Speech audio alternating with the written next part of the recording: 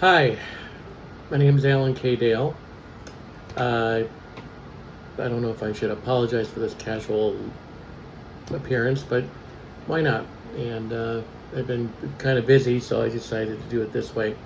Um, I am a nobody in the grand scheme of things, even though I have an audience for other things. When it comes to filmmaking, script writing, whatever, yeah, my profile is like this big. But that doesn't mean I don't have, I guess you'd say, relevance or ideas that can work. So I'm here today to give a short, just introduction to what I'm planning on doing. Um, but let me get to some of the pertinent information about me. Um, I am a longtime writer, journalist. I have endeavored in creative writing as well.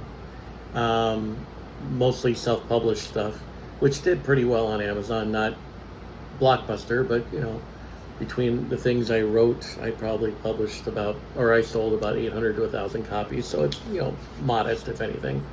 And but the main reason why I'm doing this is putting a face with the name and really wanting you to hear what I have to say.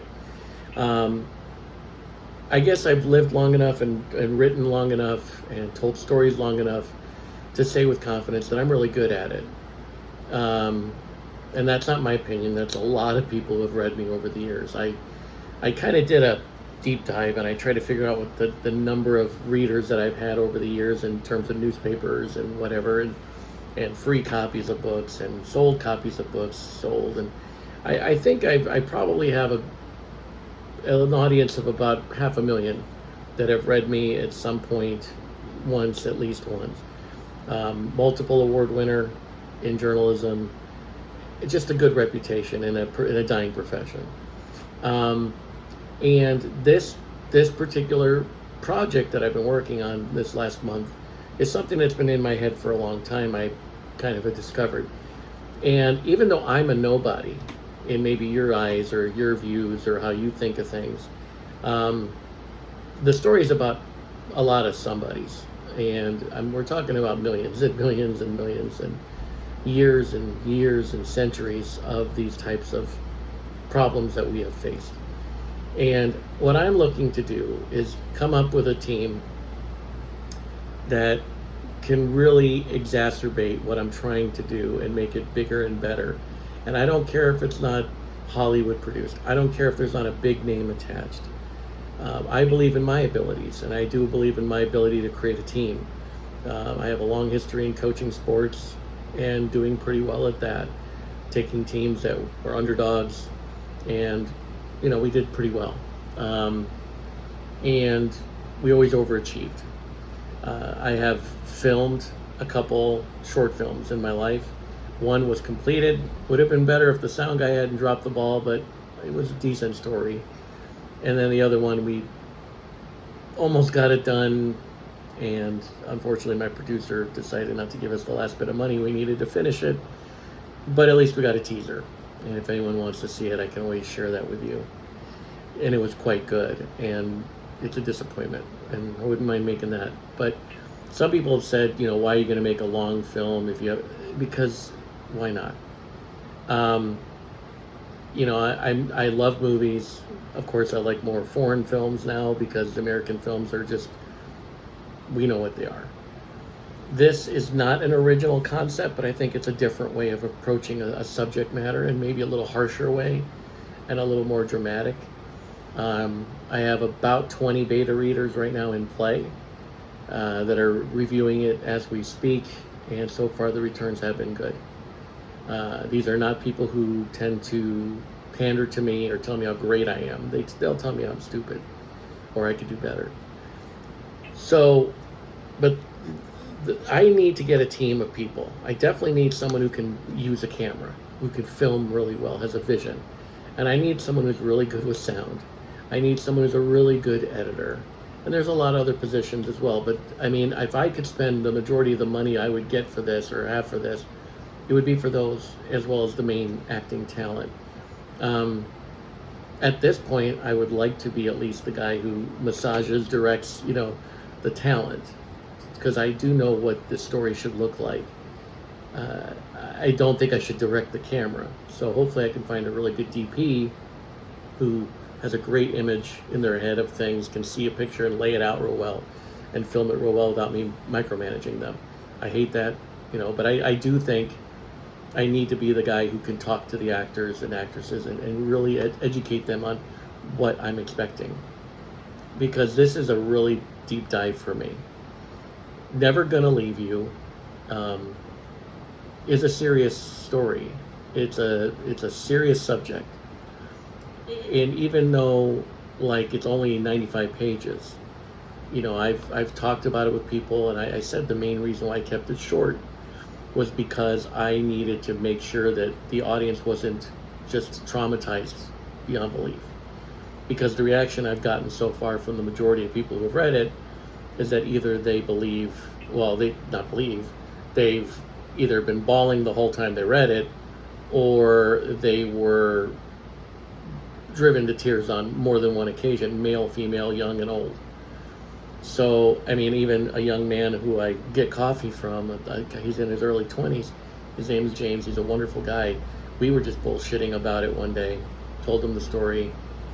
He was pretty cool with it, and then the next week I showed him some things, told him some things, and he was like, yeah, is this, and is this? And I was like, you remember the story? He goes, yeah, ever since you left there a week ago, I remember everything. I've been thinking about it. There's been a lot of signs that say there's something to this, It is a personal story. It is based on true events. But it's not the actual story. Upon further deep diving, I took a lot of things from my personal experience and others that I've heard of or knew personally, and I've just kind of incorporated it. But the whole thing is a metaphor for the thing I went through, which was actually weird because I didn't go through anything, which is part of this story. It's, we deal with generational trauma. We deal with childhood abuse. A lot of people we know have gone through it. A lot of us have dealt with the generational trauma of our parents and our grandparents and how it trickles down. And some of us, like me, we deal with survivor's guilt. We try so hard to help people. We try so hard to help that person we love more than anything on the planet because of things that happened to them before we even knew them.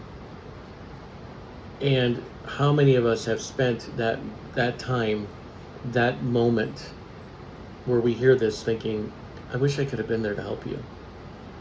If only, And upon further investigation and study, what I have learned is that many people who are miserable, a lot of people who are just disgusting, and you think, oh, what's wrong with them?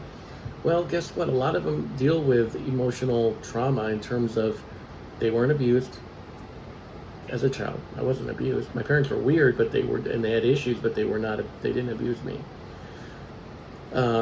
And some of us don't really deal with that much generational trauma.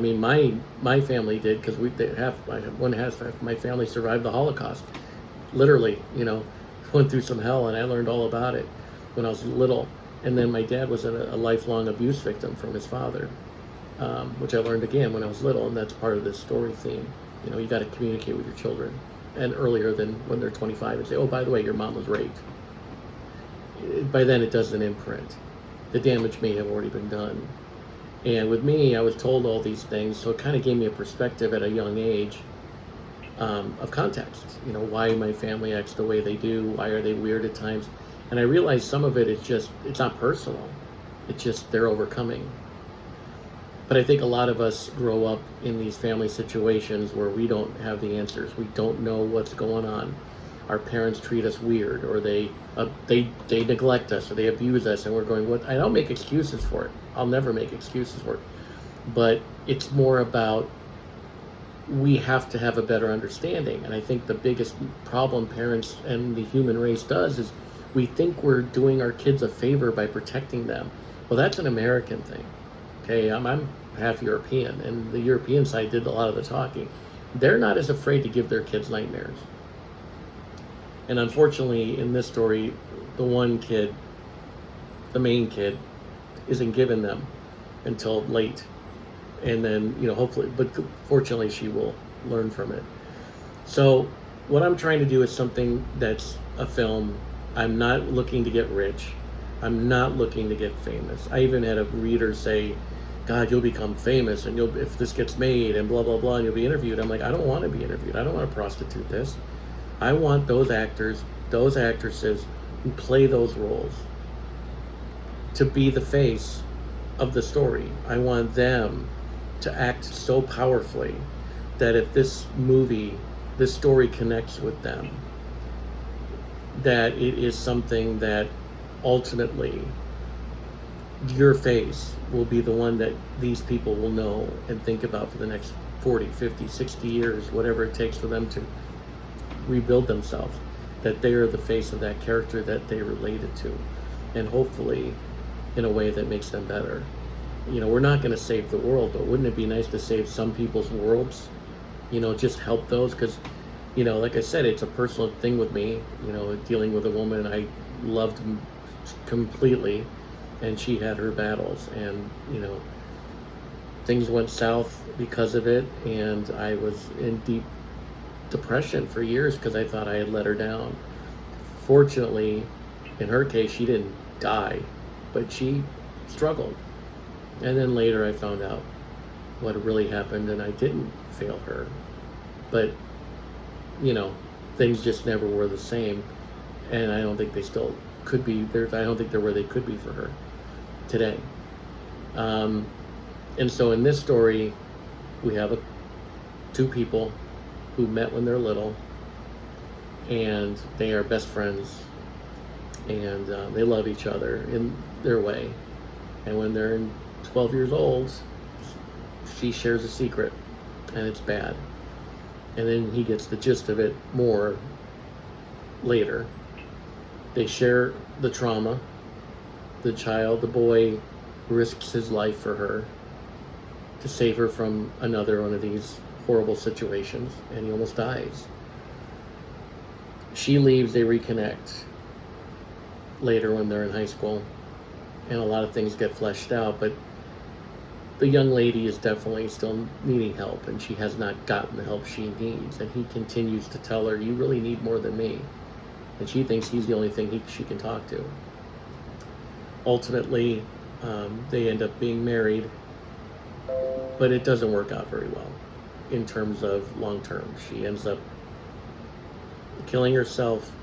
They have a baby who is 6 at the time of the death, and the father goes into a spiral. And how many of us have heard the stories of your children looking like the spouse that treated them badly, treated the mom or dad badly, or in this case dying, and it's just a horrible reminder, and somehow that kid gets the brunt of it. We've heard that story. We've seen it in our daily lives. We've seen it on shows. It's a common theme that, how many people have gotten pregnant by somebody they resented, and then there's this kid that looks just like the guy. In this case, it was someone who this man loves with all his heart, soulmate, and now every day he has a walking reminder of where he thinks he failed. And so she dies, and he ultimately begins to slow burn of slow suicide, long game, and his daughter suffers for it. But she doesn't have answers. She doesn't know what's going on. And later in life, when she's still in high school, she finds out some stuff. We don't know for sure, but we know she knows something. And she'll ultimately leave him as soon as she graduates and says, I can't be in your life anymore. The funny thing is, she is never abused by any of them. They loved her tremendously, which helps her, because at least she's not abused, but she's taking all this personally because she doesn't know what's going on until she does find out. But that even adds insult to injury, because you're watching this wonderful person kill himself slowly out of a guilt that he shouldn't be feeling. And it's because of his inability to talk about it that he ultimately succumbs to all this. Thankfully, the two will reconnect in time, but the daughter will learn a lot about life and learn how to break the cycle, and for the betterment of her family and her husband, who's awesome, and her daughter, who was the same age, you know, as as she was, basically, when it all comes together. And it's one of those things where we have to talk to our kids, and we have to be able to really understand that things that are happening to others is not always personal toward us. This film means something to me. I'm not gonna lie. I wrote it for 2 weeks, and I couldn't stop crying, even just talking about it. If this thing becomes a thing and you meet some of the people, they're gonna tell you, "Oh, this guy's a blubbering idiot." My vision is no soundtrack. I'm not gonna manipulate the audience and tell them how to feel. Maybe that's the journalist in me. I hate the fake news thing where they try to tell you how to feel or how to think. I've never done that. I'm actually good at what I do. I think the movie should just speak for itself and then let the viewers decide. I want to go black and white for the majority of the film until the end. The last couple scenes should be in color. If you read the script, I think you'll get it. The only music I want is at the end, after the film is actually done. But the songs I want, and I'm going to try hard to get those rights, the lyrics hit.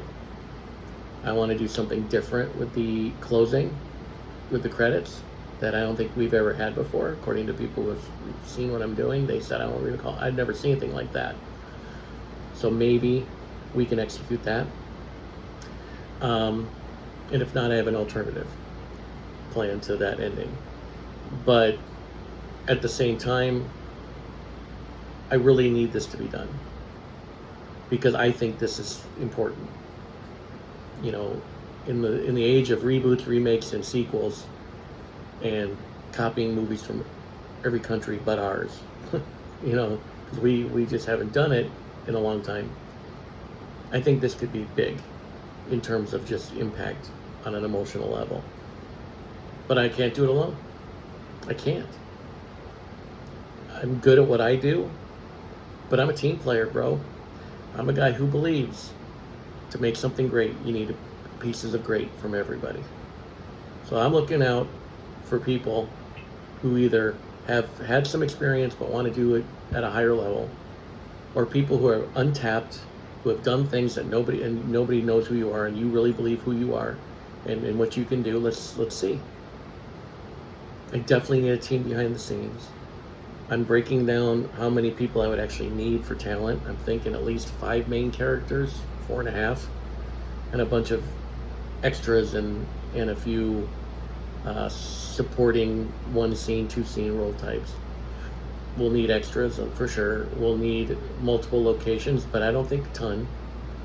It's dialogue heavy, and it's not special effects. Locations could be minimal. We have a few scenes in a car, and that's it. We'll have to talk to a high school about maybe trying to get some facilities for a couple scenes. But I believe in this, and if the reaction of people who I barely know and know a lot tell me anything, I think this could be something. And it's not because it's mine. It's just I'm good at what I do. And I'm just going to tell you, I'm old school, even though I'm not that old. I don't know what we're going to do here on the first step, but if we put together something, if it's a small mini teaser of it, filming a few scenes, or maybe we film it at a low budget and then someone wants to redo it and I get a huge windfall from it, I'll take care of you. I mean, you'll be my original team, why wouldn't I? And I have a history. I back that up. So I just need a team. So if you see this, feel free to comment on it, or if this is in the social media, like a Facebook account where you can DM me, please do. I'll post an email address. You can email me. Let's see what we can do. As far as funding, I haven't decided what the budget would be yet. I got to do some more homework, but if I have to fund it out of some of my retirement money, I will, even though I'm not retired yet. But I'd prefer to find someone who would help this. I think it could be great. The reactions tell me it should be great, but I can't do it by myself. So if anyone out there wants to be a part of this process creatively, let's do it. And if anyone wants to be a part of it because they believe in a cause, and this could be big, let's do it. If you want to see the script, it is copywritten. So if you want to make me rich without even doing anything, go ahead. But if you want to see the script, feel free to inquire. We'll go from there. In the meantime, stay happy. Thanks for your time.